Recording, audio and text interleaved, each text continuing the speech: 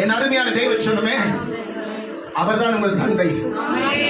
உங்களுக்கு நான் சொல்லுகிறேன், இந்த உலகத்தில் விலை மதிக்க முடியாத ஒரு உறவு என்றால் அது ஆண்டவராகிய இயேசு கிறிஸ்து. எத்தனை பேர் விசுவாசிக்கிறீங்க? எத்தனை பேர் நம்புறீங்க? அவர் கடவுளாக மாத்திரம் வரவில்லை, அவர் உங்களுக்கு அப்பாவாய் வருகிறார். அந்த அப்பாவை நீங்க சொந்தமாக்கி கொள்ள விரும்புகிறேன். இன்றைக்கு ஆண்டவரே, எங்கள் வாழ்க்கையில, எங்கள் குடும்பத்தில், எங்களுடைய நாட்கள்ல நீங்க எங்களுக்கு தகப்பனா இருங்க. நான் அவர் அப்போதான் அப்படிதான் பார்த்தேன். என் அருமையான தேவ பிள்ளையே, இன்னைக்கு என் தகப்பனாய் நான் அவரை வைத்திருக்கிறேன். இன்னைக்கு இந்த இடத்துல, இந்த வழிபடுத்தல் என்னால் சொல்லக்கூடும், என் தந்தை அவர்தான். அவர்தான் என் தகப்பன். அவரின் பிள்ளையை போல என்னை நடத்துகிறார். அவர் பிள்ளையை போல நடத்துகிறார். என்னை தோள் மேல தூக்கி சுமந்து கொள்ளுகிறார்.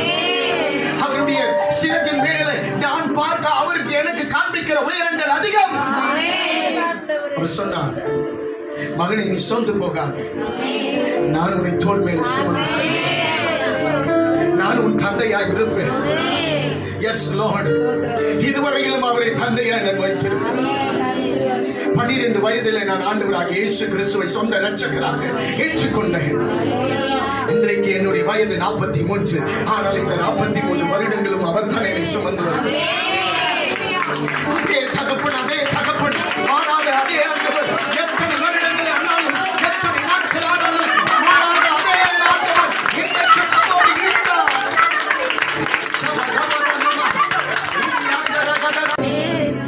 இந்த உலகம் உங்களை கைவிடலாம், உறவுகள் உங்களை கைவிடலாம், எல்லாரும் உங்களை தூக்கி எறியலாம். என் அருமையான சகோதரியை உன்னை தூக்கி எறியலாம், உன்னை அவமானப்படுத்தலாம். ஆனால் இயேசு உன் தகப்பன் ஒரு நாள் உன்னை விட்டு விலகுவதும் இல்லை.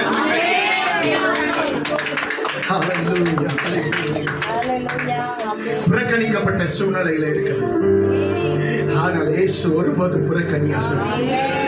அவரை தாங்க நம்ம ஆராதிக்கிறோம். அவரை கடவுளா மட்டும் பார்க்காதீங்க. கடவுளா பார்த்தீங்கன்னா என்னைக்குமே நீங்க ஒரு பக்தர்களா மாறி போய்விடுவீங்க.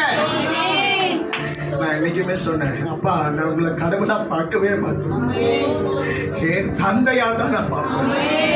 என் இன்பத்திலும், என் துன்பத்திலும், என் துக்கத்திலும், துயரத்திலும், என்னுடைய எல்லா சூழ்நிலையிலும் எனக்கு நீங்க தகப்பனாக இருக்கணும். Yes Lord.